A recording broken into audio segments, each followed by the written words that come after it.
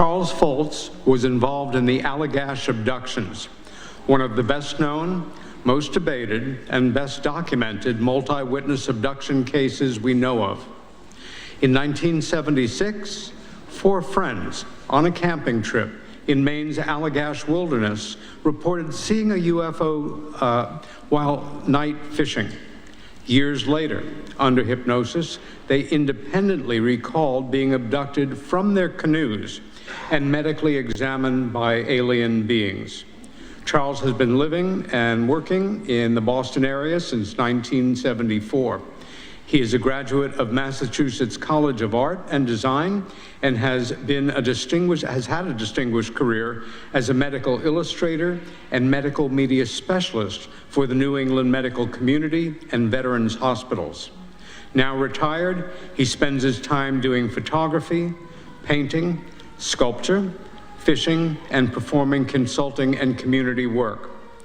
Charlie will be speaking on the Allagash abductions most appropriately. Please give him a big welcome.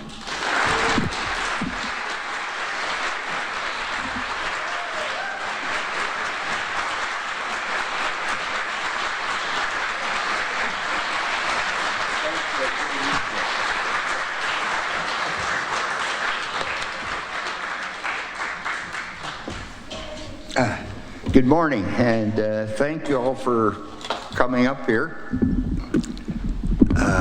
Wow, there's not a single empty seat except the one I left. As Peter was saying, in 1976, 49 years ago this month, on around the 26th of August, was when we had our experience on the Allagash water system.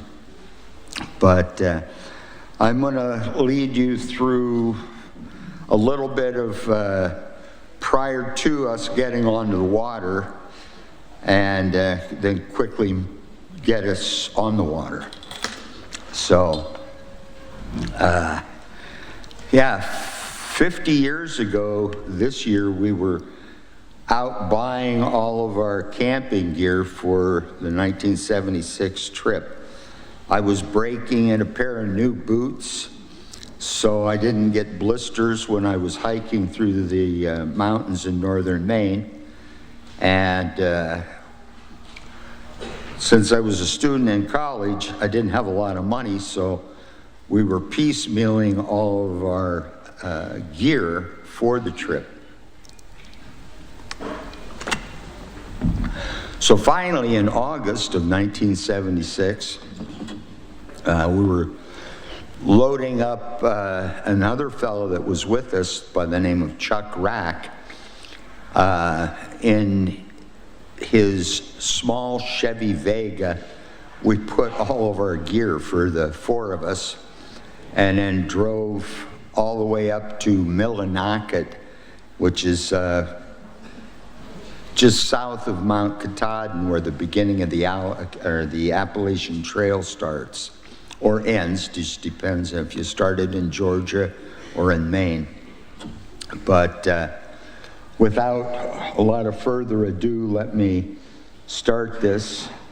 This is the highlighted area right up here is Baxter State Park, and the faint yellow trail going up here is the Allagash water system. Well, as I said, this is Mount Katahdin, which is just 13 feet short of a vertical mile. There's Chuck to the extreme right, Jim standing nearest us, and Jack next to him.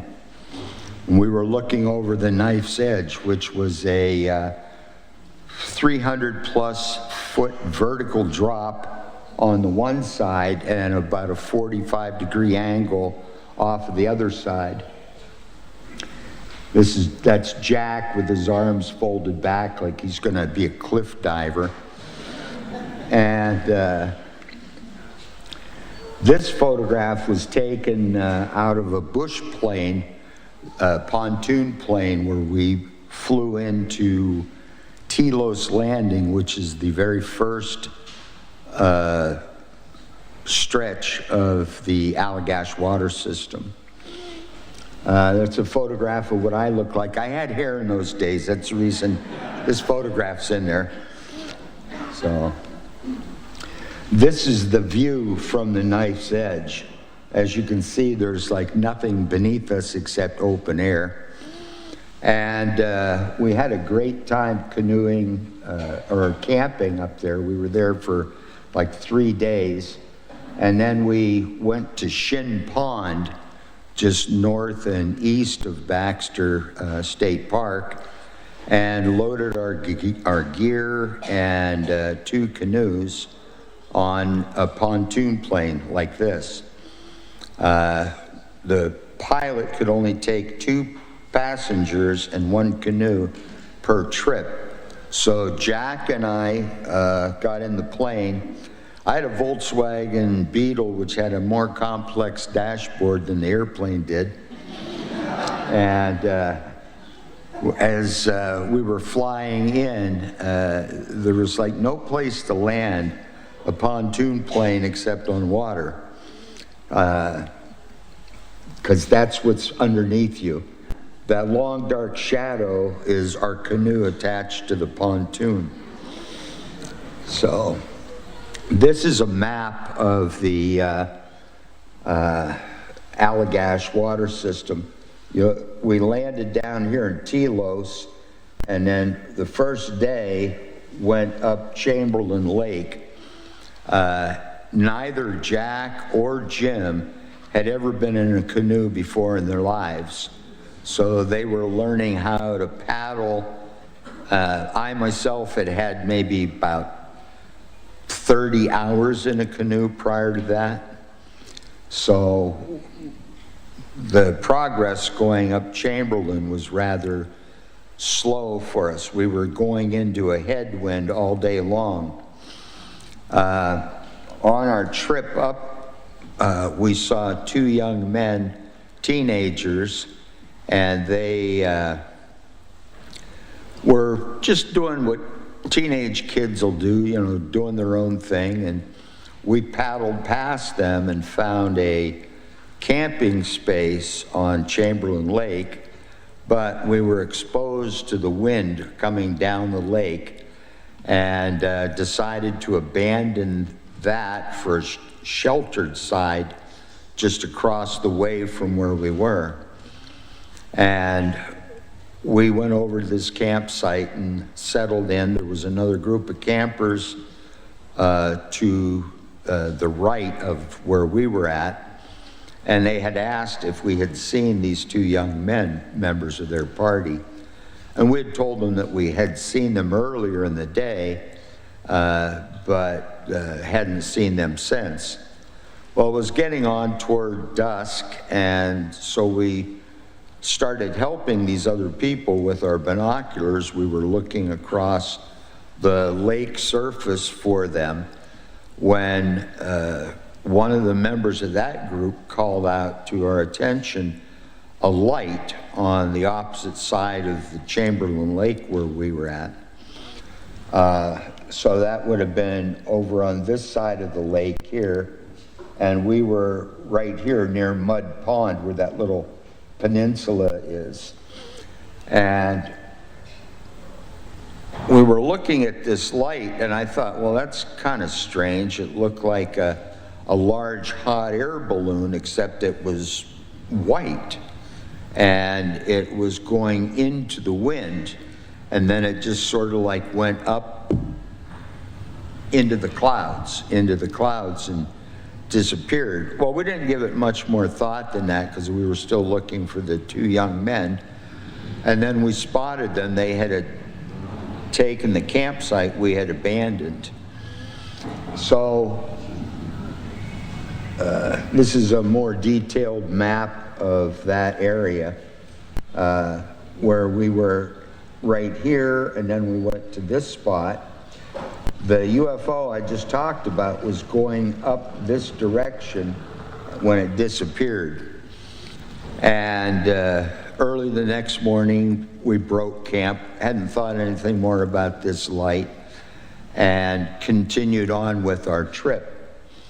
There's Jack, and this is a photograph of Jim in the front and Chuck Rack in the back on the Allagash River. This is a typical campsite like you would experience, just an open, cleared area. No facilities except trees, a lot of trees, so that helped out a lot, you know. So from here, from that site,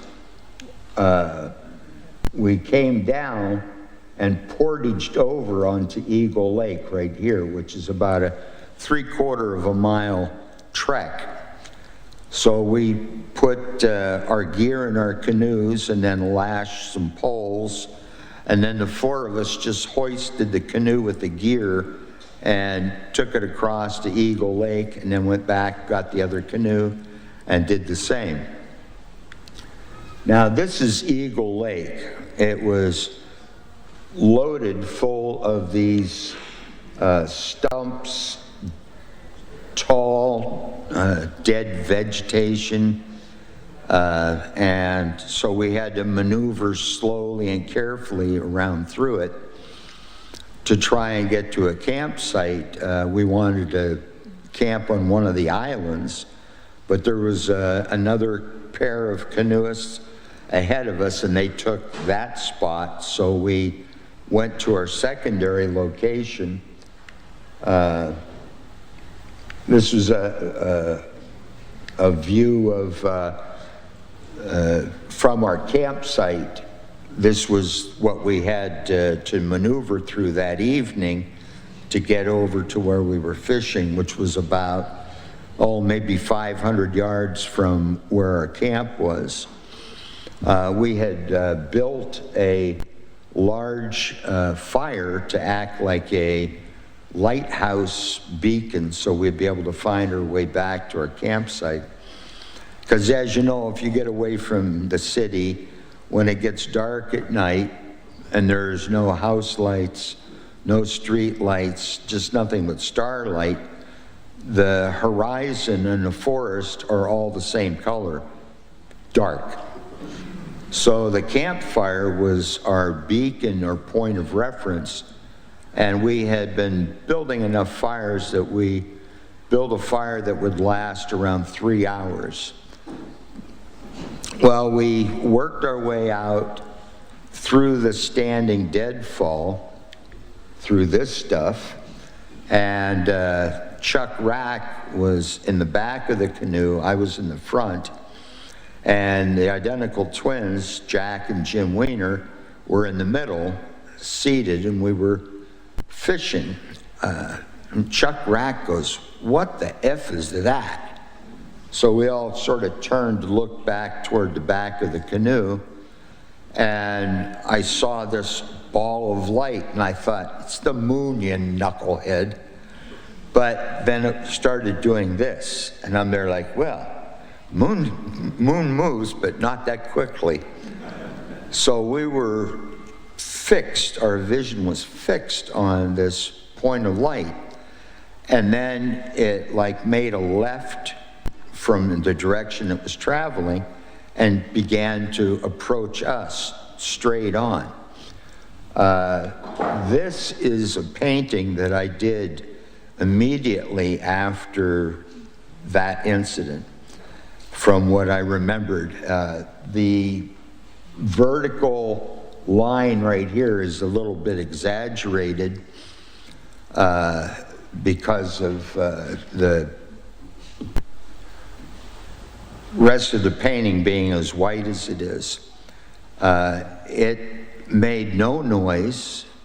It was about the size of a 2.5-story house. In fact, it was wider across than the space that's in this room. If you can imagine a huge sphere occupying the space above the ceiling, below the floor, and from wall to wall, that's the size of this thing. It was traveling very slowly absolutely, totally silent. The trees underneath this thing were not moving at all. I was a military veteran at that time.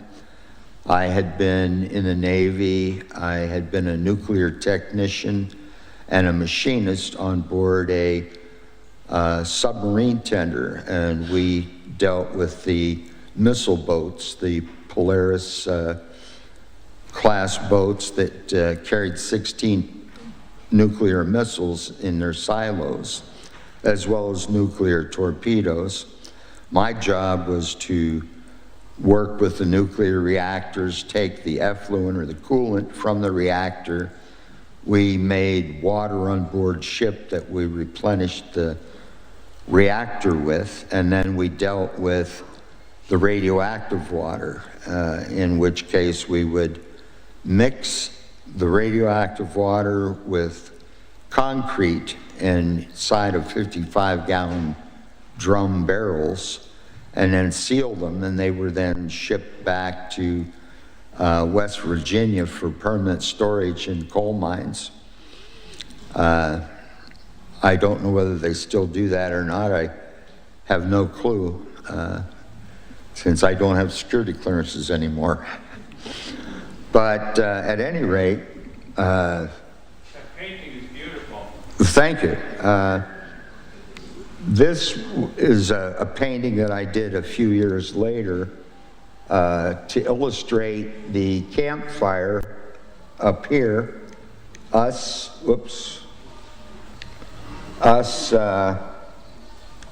here in the canoe, and the trees that were illuminated by the light from this sphere. Well, I was curious as to what this thing would do, and I had a flashlight in front of me, so I picked the flashlight up, put my hand over the lens, and turned the light on, and I gave it a quick 3 dashes, a quick 3 long pauses, and then 3 more quick dashes just to see what it would do. Well, when I did that, this thing stopped. It just hovered above the trees. And then all of a sudden, a light came out of the bottom of it, and it looked like a gigantic glass straw, but it was sort of like a neon blue. And why I say it looked like a straw is because the edges of it cast a different illumination than the center of it did. And this light started coming across the water in our direction. And that was when I realized that the sphere was coming with the light. Well, when I realized that, my curiosity was totally satisfied. And I replaced the flashlight with a canoe paddle and did my best impersonation of a 75 horsepower Evinrude. And I started paddling toward our campfire. Well, it had taken us over 20 plus minutes to work our way through the standing deadfall to get to the location we were fishing. But it only seemed like it took a few moments for us to get back to our campsite. When we did, this is a rendering that Jack did on his computer. The sphere was close enough to us that we could have thrown a baseball and hit it. It was about 40 feet above the surface of the lake. And the lake that night was like a mirror. It reflected every star in the sky on the entire Milky Way, which was something that you never see in a city, is the Milky Way. Well, we stood there on the shoreline watching this. Jack and Jim and I were standing on the beach. Chuck was still seated in the back of the canoe with the paddle across his legs. And I picked the flashlight up again. gave it another SOS to see what it would do.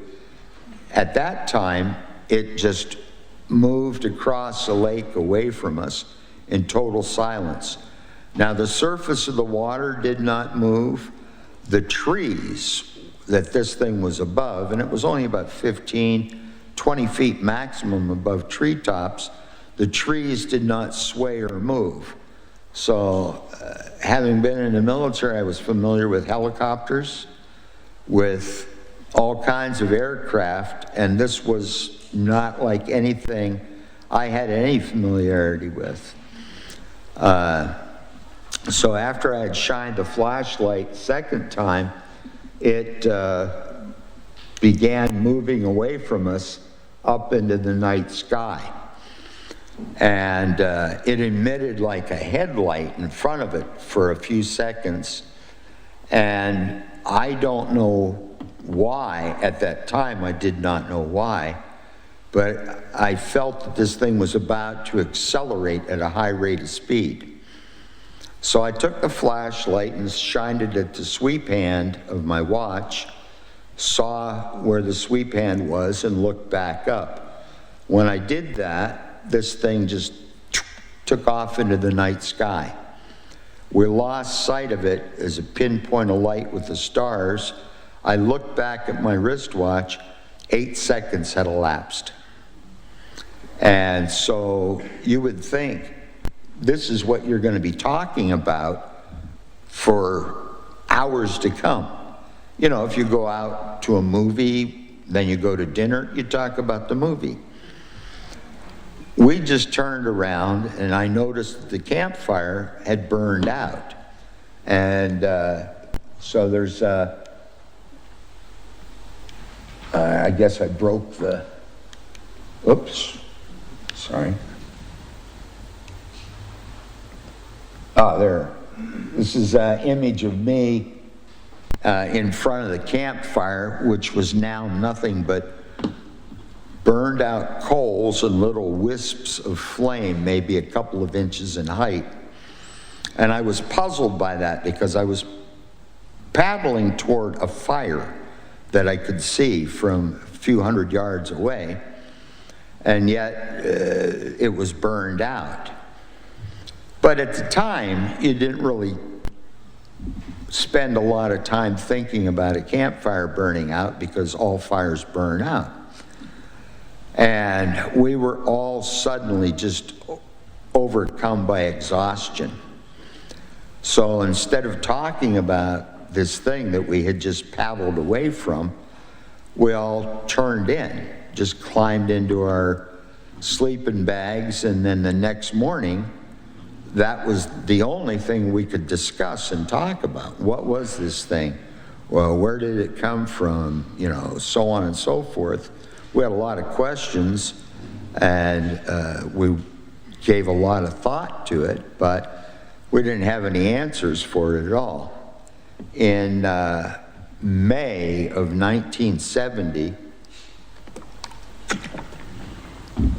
6 years earlier, I was on board the USS Holland. We were doing maneuvers. We were 3 days off the coast of Spain, waiting. Work day was over, and we were waiting for the evening call for mess or for supper. And we were standing around smoking cigarettes on the deck when, from astern, we saw 2 points of light, and they moved approximately a couple of miles this quickly and did this. Just stopped dead, which had all 24 of us, including a commissioned officer, as well as descending ranks. We looked at these 2 points of light, and they switched positions like somebody had flipped them over, and they stayed for about 30 seconds or so when one of them went straight up vertically so quickly it became a line of light and then disappeared. The second light stayed stable for another perhaps 45 seconds and then did the same thing the first one did. Well, we all turned to this officer, because officers are supposed to have the answers. And we said, "Sir, what the hell was that?" And he looked at the highest ranking non-commissioned officer, chief petty officer. Then he looked back at us, and this is a quote, and I have never forgotten this quote. He said, "If I were you guys, I wouldn't say anything to anyone because nobody's going to believe you anyhow. And this topic's closed." And with that, he turned, he ran up into officers' country. Officers' country was above the main deck where all the officers had their quarters, while the rest of us were down in the stinky parts of the ship. So that's rank has its privilege, as they say. Well, at any rate, nothing ever became of that in 1970, and I had never given it another thought until this night, and then I thought back about it. Well, the following day, we were canoeing up Eagle Lake when we saw a ranger in a canoe, and we called him over and we told him about being chased by this sphere of light. And he looked at us, and in this heavy, deep Maine accent, he said, "Well, what you boys probably saw was them Hollywood searchlights that they have, them Hollywood style, because there's a new hardware store that opened up down in Millinocket, and they've got them out front, and that's probably what you boys saw." Well, Millinocket was 90 miles to our south. It was located down here. We were up here on Eagle Lake. Oh, and that thing I mentioned before, Mount Katahdin, that is directly in the middle.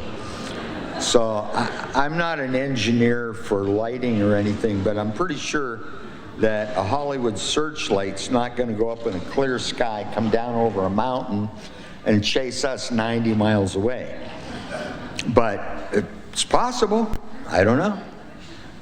So at any rate, we continued on with our canoe trip. We made a catamaran out of our two canoes and made a Polynesian-style X-framed sail. And we were the first vessels to ever sail up Long Lake on the Allagash.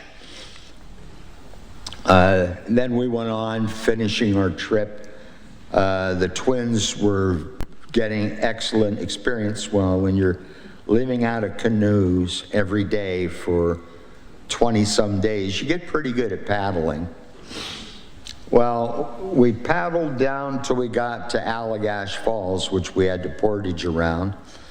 And then this was the last day of our canoe trip when we were up at Fort Kent by the St. Francis River, which cuts the border between Maine and Canada. The fella in the red shirt, his name was Harry Smith, and when he was a young fella in his 20s, was a lumberjack, and in those days they used to float the logs down the Allagash to Fort Kent, where they were then processed into lumber and so forth. Well, 2 years later, Jim was up in Maine helping a friend of ours who lived up in Perry, Maine, which is again on the Canadian border. And Jim had been an apprentice electrician when he was in Pennsylvania prior to going to art college, which is where I met the identical twins at Mass College of Art. And they ended up becoming my best friends. 53 years later, we're still like brothers. Sadly, Jack has a terminal illness and has been institutionalized for the last 6 years. And I don't believe he'll see Christmas this year. which is a sad thing to say because he's as close to me as anyone has ever been. And that's something that I don't look forward to experiencing, is losing. But at any rate, Jim was helping this friend of ours, and it was again around dusk, and Jim was looking for a fuse box, forced a door open where he thought the fuse box might be. The reason the door was shut tight was because there was nothing on the other side of the door except open space. So when Jim stepped through the door, he fell straight to the basement and injured his lower spine. He ended up sending a shock wave from his tailbone up to the base of his skull. And as a result of that, he ended up developing temporal limbic epilepsy, and dealt with that for quite a number of years. It's under control now, and he hasn't had any seizures in a number of years, which, knock on wood, is a great thing. But, after Jim had fallen, he began having strange nightmares that he couldn't understand or explain. Simultaneously, and unknown to Jim, his identical twin brother Jack and Jack's wife Mary were living at their home in Vermont, and Jack was experiencing the same exact nightmares. Well, he had his wife that he could speak with about these nightmares. Jim had nobody, and he was really embarrassed to even bring the topic up.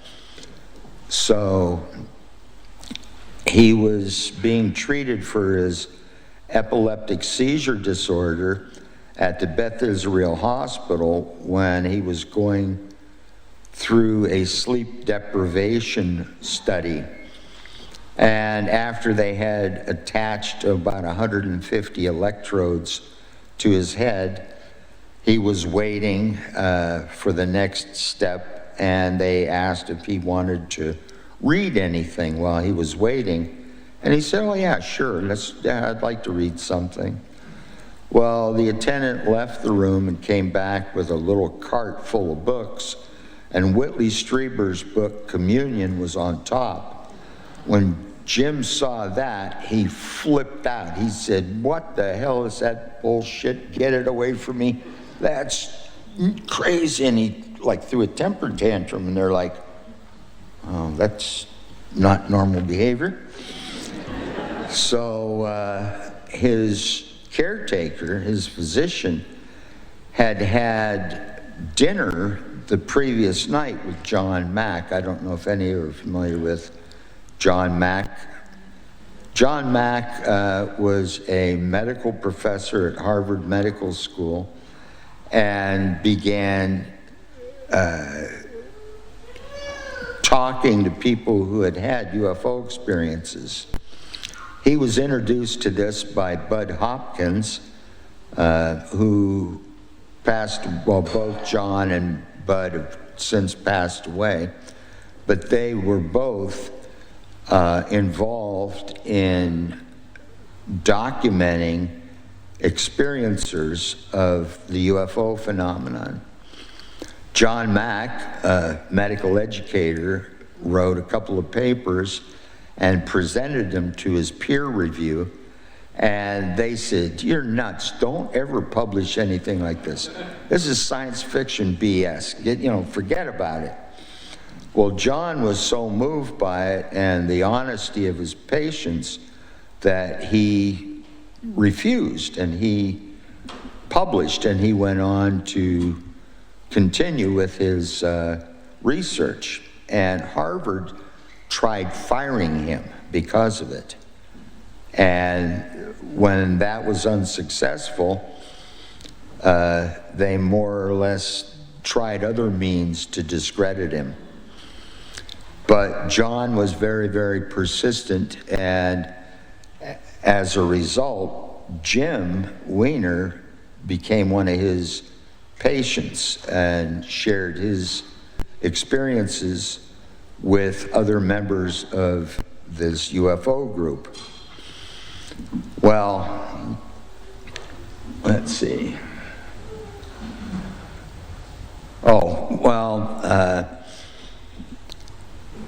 Jim, after his introduction to John Mack, met Ray Fowler.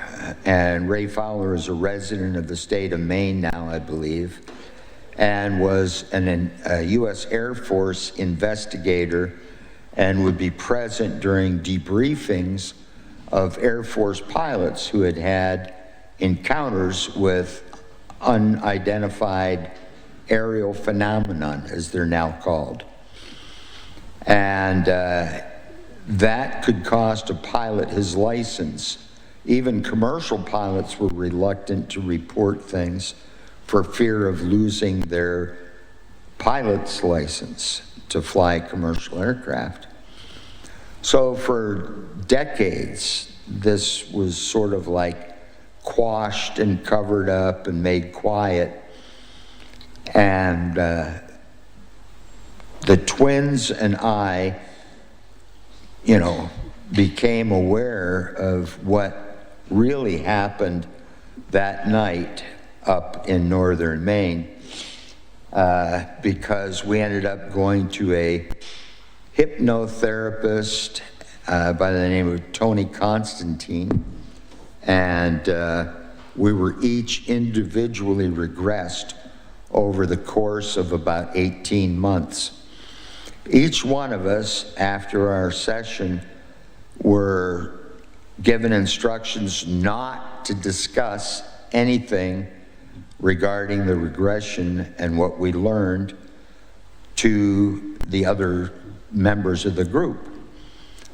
So Jack was the first one to be regressed, and Jim and I asked Jack, well, what happened? And he said, I can't talk about it. You'll find out. And so Jack really wouldn't talk about it at all. Then Jim went, and Jim as well would not discuss anything, even with his brother. Then I went, and what I was enlightened to started back with, I'm sorry. This is out of order. This is a page from a NICAP book identifying different types of UFOs. The one that's highlighted in yellow is the type that we encountered in Maine. Let's see. Well, what we remembered was going back to that campfire being burned out.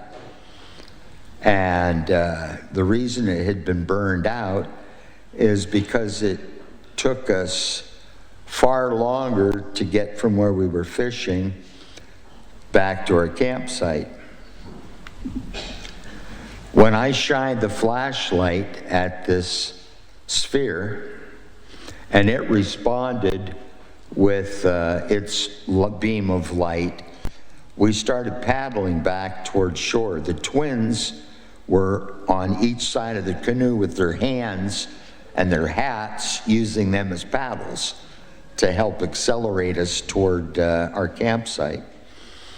I was fixed, I'm the one in the front of the canoe here, and I'm the one that was fixed on the fire, not what was going on behind me, because I knew them guys were paddling, because Jack kept screaming, "Paddle, Charlie, paddle." I didn't need encouragement, obviously. Well, what we next remembered was the fact that when we were on the shore and when this sphere went out into the night sky, when I knew it was going to accelerate, but I didn't know why. It was because of what had happened on board this sphere that we were on. Now, each one of us, after our hypnotic regressions, were asked to produce some artwork from our memories of that experience. This is a rendering that Jim had done, and he thought they looked like kind of insect-like. Jim, at one point, was upset with the procedures and these beings, and he thought that he would grab one of them by the neck. He said their necks were so skinny I could have just grabbed a hold of it like a baseball bat. And he said, and I was going to grab one and shake it to death. But as soon as he had that thought, these beings turned to him and they hit him with like a wand, and it just paralyzed his entire body. He said it felt like getting hit with line voltage. He said it was just bounced from all through my body, every cell, and he went stiff. Well, they put him on a table and they put 2 discs on his ankles. And these discs were about the size of a hockey puck. Well, when they did that, he was then totally paralyzed. He couldn't move even a finger. Now, the interesting thing about this is, now this is 50 years later, and Jim, who still has a full head of hair, hairy arms, hair on the back of his fingers. I'm follically deficient, by the way.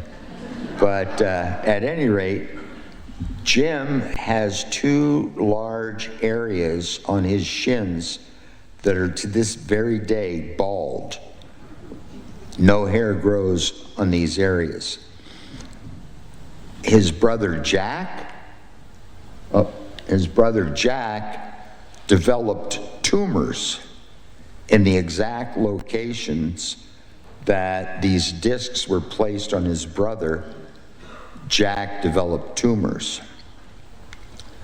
This was my very first memory under hypnotic regression. I remember I was looking at my toes and I didn't have any socks, and I'm thinking, well, that's weird. Where the hell are my socks? Where are my shoes?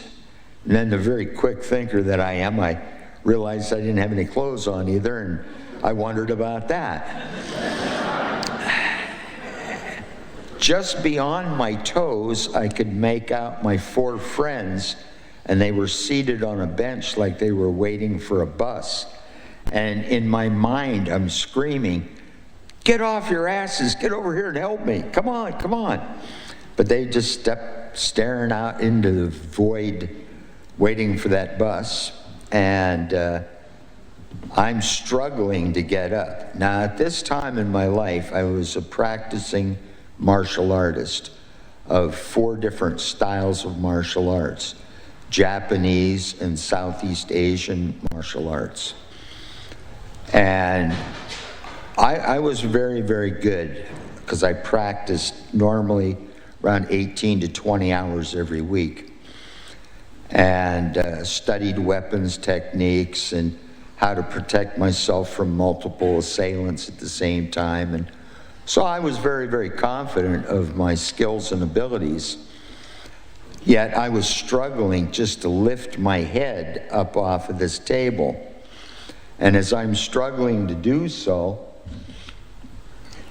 this bent down over and looked into my face. I moved away as quickly as I could, all 3 inches. And all of a sudden, like that sensation you get going at a drop in a roller coaster where you feel your stomach come up into your chest, I could feel like my conscious thinking mind being pulled up into this being's realm of communication and thought. And I was instructed not to be afraid. No harm would come to me. And, you know, what the hell? Okay, I believe you, sure. Not a lot I'm going to do about it anyhow, right? So I just believed and relaxed and went along with this examination that followed. This was my interpretation of my mind being pulled up out of me. After the regression, I remember distinctly their hands. Now, their hands were unusual in as much as they weren't 5 fingers like we have, or 3 fingers like you see in all the old science fiction movies of the 30s, 40s, 50s, and so on. Their 4 fingers, they had an articulating joint in the palm of their hand that would open, so they had 4 opposable digits. All of their technology was based on these 4 digits. I remember at one point standing, looking at the canoe in the water and the campfire on the opposite shore, thinking how much I wanted to be in that canoe. I did not want to be where I was. I didn't know why I was there, and I wanted to be elsewhere. These are some of Jack's renderings of his first memory of it. Again, he thought they looked like bugs also. This is another illustration that he did for a publication that he did a number of years later, which was an illustrated point of view, his point of view from his memory. Remember the wand I told you that Jim was tapped with? Well, this is the hand holding such a device. There's an illustration that Jack did of the hand. Now, all these illustrations were done independent of one another and then given to Ray Fowler.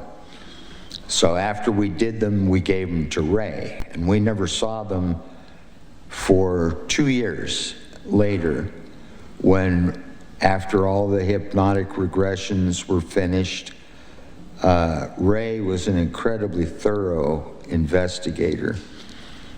I mentioned that he used to be an investigator in the U.S. Air Force, being present for debriefings of pilots.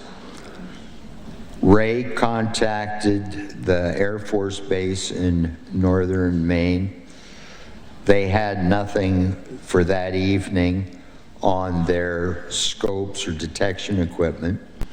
He checked with the Bureau of Records to find out what the weather was like for that weekend in northern Maine where we were at. All these things took him a couple of years because he's a very, very thorough investigator. And so having done all of this, and then having collected the illustrations from each of the 4 of us, he brought us all together and laid our artwork out in front of us. I was surprised to see Jack's renderings being very similar to mine. This is Jack's memory of being on the table that I was on. That blue light that I had described coming out of the bottom of the sphere like a gigantic straw was very similar to the light that was emitted from this panel, which was above our chests. Now, I went on to become a medical photographer, and we used ultraviolet film and ultraviolet light sources, as well as infrared film and infrared light sources to photograph blood vessels subcutaneous or just underneath the surface of the skin. So I talked to a few doctors over the years, and we came to a conclusion that this light, this ultraviolet light, now we use ultraviolet light all the time. Now, you may have had ultraviolet light shown on a filling that your dentist has put in, but it's used throughout all kinds of industries and technologies today. I had a sewer line break and had a sleeve inserted into it, which was like a long, sloppy balloon.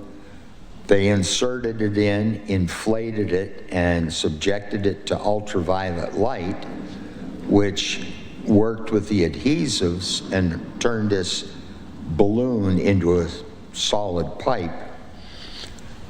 So this physician and I were discussing this light and believed that they must be able to like see as we use MRIs or magnetic resonance imaging to look at the soft tissue inside bodies of our patients today. It's far more sensitive than CAT scans, which use radiation or X-ray technology to do the same job. Well, their technology uses something akin to ultraviolet light. Jack was then subjected to other tests that I don't recall myself experiencing, and I don't believe the other two guys had mentioned anything like this at all. But Jack was taken into a room where he was subjected to what he said were like pulses of noise, vibrations, sort of like if you were to take a tuning fork and strike it, hold it up to your ear, you can hear it, but if you touch the end of a tuning fork to your body, you can feel the vibrations. And Jack said he experienced these vibrations through his entire body. These were a few renderings that Jack had done of his experience.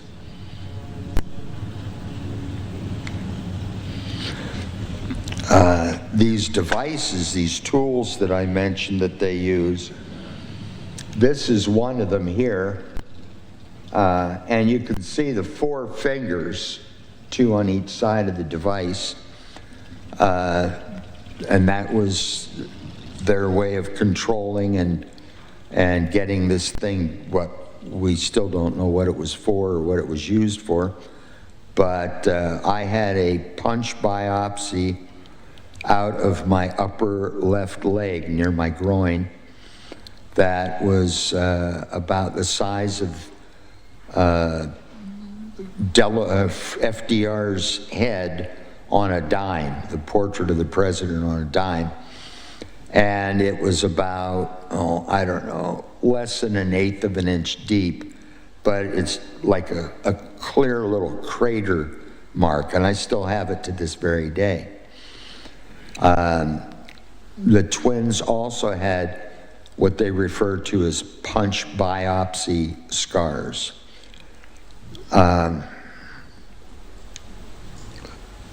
This was a device that was used to collect seminal fluids. And I remember my mind being flooded with all these erotic, beautiful, healthy young females, and I guess that was where this instrument came into use. The other 3 also remember having this same experience of their minds being flooded with these images and seminal fluid collected. The beings themselves were dressed in what reminded me of something like yoga outfits, spandex type clothing. And now this was 1976, so I don't think spandex was around at that time. I'm not sure, but they had a belt buckle. On one of them had a belt buckle, but it was some sort of device or instrument because he would touch it with his hands and panels would come down, panels would open up with inside the room that we were in, this examination room. The discs that I mentioned before that were placed on Jack, I'm not an experienced laser pointer, I guess, but this is a photograph that I took of Jack's leg, and that pocket that appears on his leg is where they removed tumors from his leg. Now, his identical twin brother has no hair growing in these exact same locations. All right, well, after the Allagash was over, and we had learned all the things that we learned from our hypnotic regressions, and we met with Ray Fowler, we felt that this was such an important and significant incident that we wanted to tell people about it, to let other people know what had happened to us is happening all over the world. And that had all kinds of repercussions for me professionally. I had been, at that time, many years later, like the book wasn't written until I think 1993. But in the 1970s, when I was studying to be a medical artist, and in the 1980s and early 90s, I was taken as a serious individual by my colleagues in the hospital and the surgeons. But in 1993, we went on the Joan Rivers show.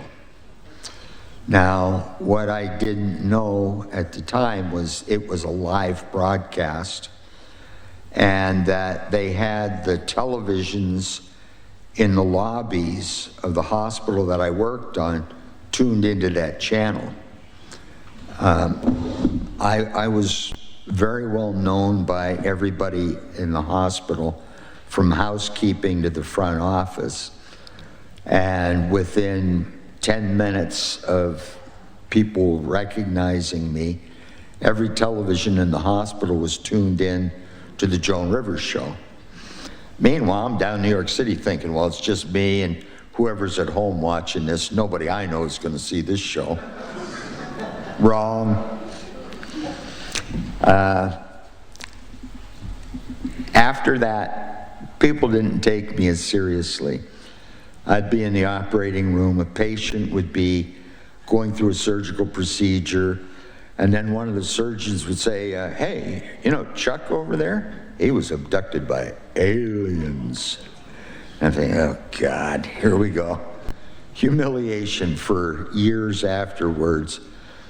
People would always bust your Aggies about it, because, think about it. It is like a really bizarre, weird thing. People win the lottery, you got a chance in winning tonight's Powerball that is like 1 in 300 something million to 1 chance of winning.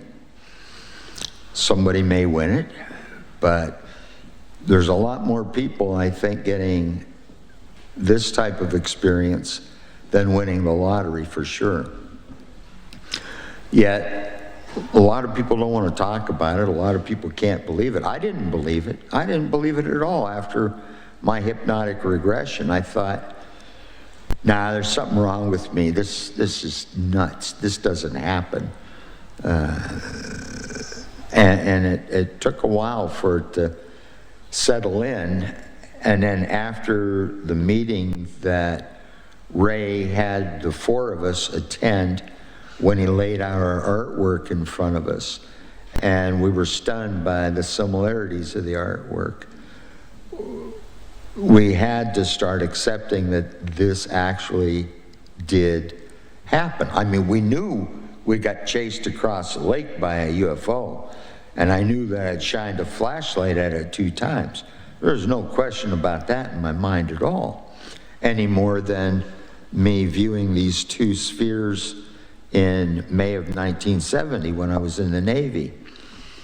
But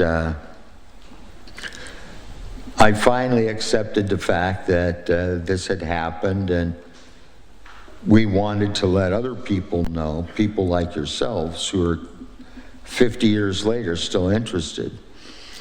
Well, in the early 1990s, about the time we were on Joan Rivers' show, I had gone up to stay at Jack and Mary's home.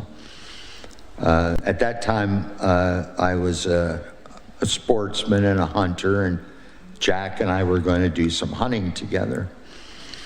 They had their house, their bedroom was on the top floor, and I was on a folding futon bed they had on the ground floor.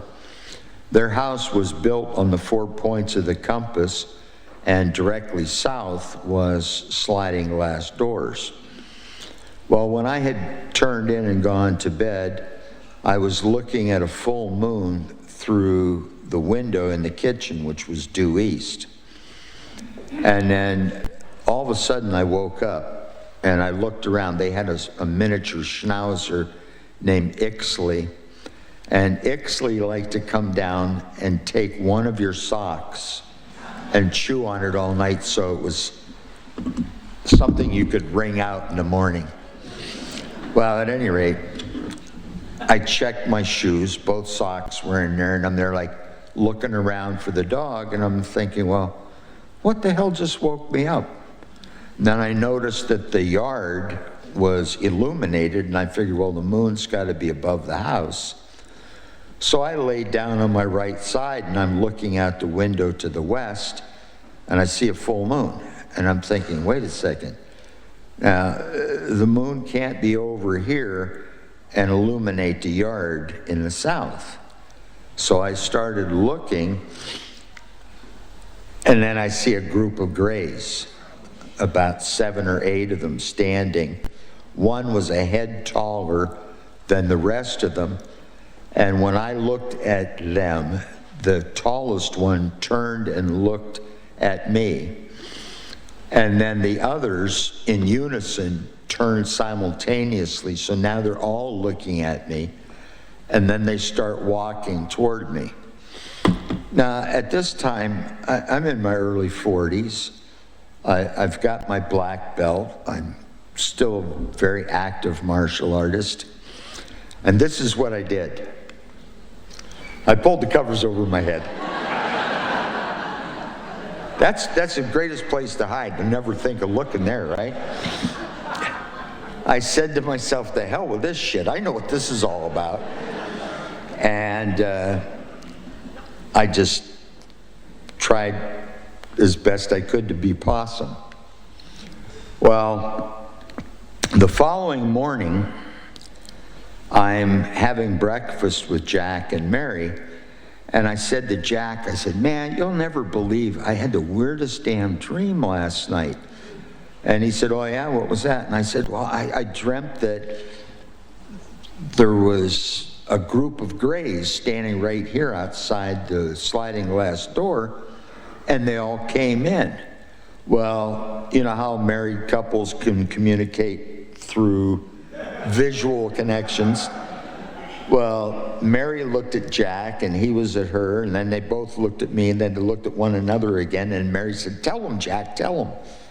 And Jack was like, "Geez, you're never going to believe this, but 2 weeks ago, I thought Ixley needed to go out and take a leak. So I got out of bed and I came down the stairs. I looked at the sliding glass doors where he normally is, and I see these grays coming through. So I turn around, I run back up, I jump in bed, and I pulled the covers over my head." Jack's wife that night had a dream that there were 6 deer standing around the bed with their big deer eyes looking at her. Many people interpret encounters that they see animals such as owls or deers or other such animals with large eyes. Nothing harmful or threatening, but the large eyes are the one thing that they all have in common. And so I was stunned that 2 weeks later I had the exact same experience and reacted the same way as my friend Jack. Now, a couple of years after that, I was still living in the same home in Boston that I had been living in. And Jim Weiner had met a gal, they got married and lived in the same house. It was a large 2-family house. And they lived in the downstairs, and they occupied the master bedroom, which was directly beneath the bedroom that I had, but I was upstairs. The house next door to us was covered in ivy from the ground to the gutters, and it was on a stucco surface. And I don't know if any of you have tried pulling ivy off of stone or stucco or anything, but it doesn't like to give up its foothold at all. It's pretty tough to pull off. This was the view directly across from my bedroom at the house next door. I took this photograph later the same day, but that was more of a circular shape than it appears in this photograph. But the concrete was completely clean of any signs that stucco had grown there. The windows, the glass, the screen, nothing was embedded in them or on them. And my downstairs neighbor said, "Did you notice the ivy on the house next door?" And I said, "No, why?" And so he said, "Follow me." So we went from the front of the house toward the back. This is a drawing, a rendering of the rear of the house. And the stucco, or the ivy, is missing from obviously it's the green side. I was going to try to hold you in suspense, but it didn't work. Well,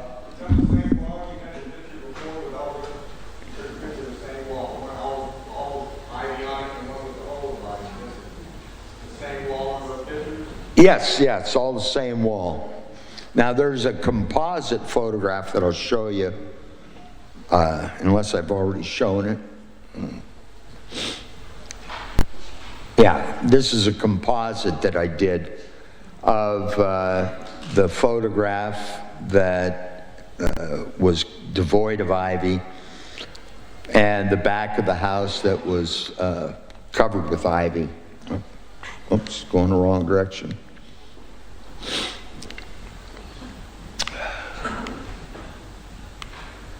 So, the ivy incident was about 2 years after the incident up in Vermont. I discussed with Jim having had a bizarre post-Allagash dream. And he goes, really? And he said, last night? And I said, yeah. And that was when he mentioned the ivy, because he had that night also had an abduction dream. But his was kind of strange in as much as he thought, you know how police cars have the blue, white flashing lights? He said he had dreamt that there was a police car just on the other side of his window. Well, from where his window was to the driveway level is about 10, 11 feet anyhow. And that's just to the bottom of the sill, not to the middle of the window. And I didn't recall any police vehicles, but I do recall going out the corner of my room and then going down like a hallway that was lined with a group of grays. And they were all looking at me, and as I passed, they would like look forward and then watch me continue down. Jim had a similar dream, but with more detail, where he had dreamt that we had gone up suborbit or something, way above the ground level, and we're on a much larger craft. Now, I don't recall that myself, but that's just my point of view. Well, the next several images I'm going to go through deal with our artwork, what we were aiming our education toward, and how our education shifted and how our lives changed. Okay, this is the kind of artwork that I was doing. I still do this kind of stuff. This is a watercolor of a horse. It's a watercolor of the USS Warren with the Constitution in Boston Harbor. After the Allagash, I became obsessed with medical science and medical research. I didn't have any idea why, but it just became something that I was totally absorbed into. Jack became addicted and totally absorbed with mathematics, with trigonometry and calculus and string theory, and he was just going way off into the deep end studying math, which he then started to incorporate into his artwork. Jim, who was a ceramic artist, a potter, went on to these incredible radical breakaways in his artwork. None of us had made any direct connection to the Allagash, but all of us had made these major changes immediately after the Allagash. These are some of the pieces of work that I did as a medical artist. Jim did this type of utilitarian ceramic work, but his artwork changed radically afterwards. He began, this image that's scribbled on there is not a crack, it's a inspired by Neolithic cultures that were doing cave drawings and so forth. But none of that is utilitarian. Jack used to paint like this. Although he could do incredibly realistic renderings, such as this painting, which is now one of two pieces in the permanent collection of the Smithsonian Institute that Jack had done.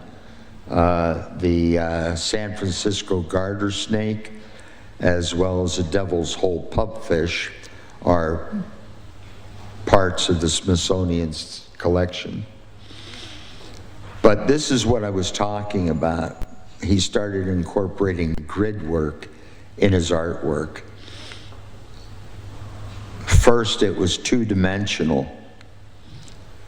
Then he started folding paper and incorporating string and twine, making these three-dimensional pieces. Then he started doing them and burning grids into them. He didn't really know why grids were such an important thing, but he was obsessed with them. And then a friend of ours gave him these books about the world grid, and that the world grid, for any of you who are not familiar with it, has, where it intersects, there are huge power sources. Stonehenge is where one intersection is.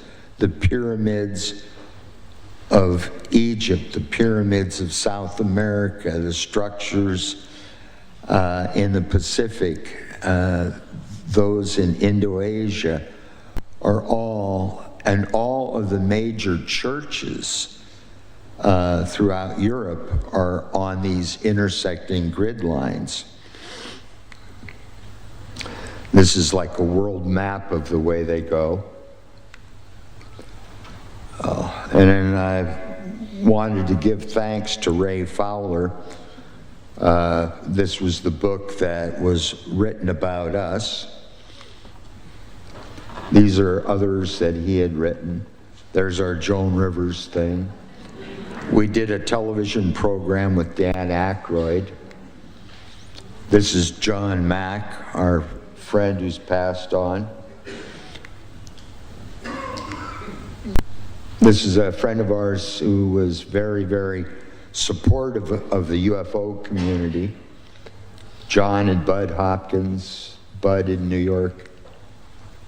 Somebody that I saw drifting around here somewhere, I don't know. Feels spectral in a way. Oh, there's the same person. So we had done 10 television programs. Canadian broadcast did Man Alive. We did a program with them, with Jaime Maussan, with Tokyo Broadcasting, with Unsolved Mysteries. This is a photograph taken a number of years, 2012, of the twins. A fellow you guys might know also, Giorgio. Leslie Keene, who is an incredible author. She was one of the two reporters that broke the story in the New York Times in 2017 about the UFO footage the U.S. Navy had acquired via Larasandro. Dave Jacobs, Betty Hill's niece. I met Betty Hill here a number of years ago prior to her passing. Rich Dolan. I just... So that's kind of stuff that I do now. Jim's digital artwork, ceramic work.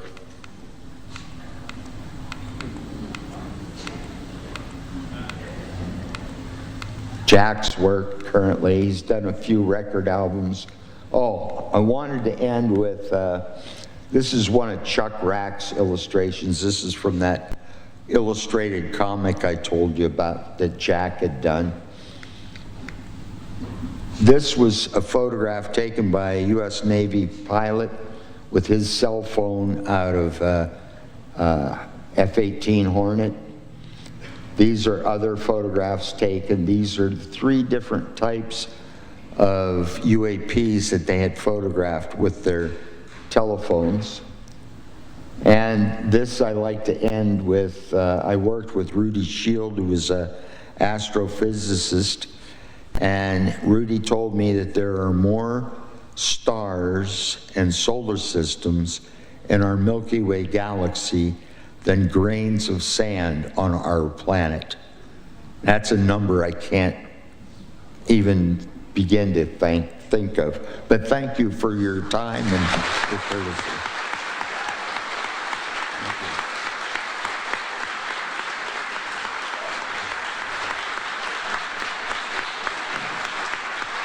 Time for Q&A.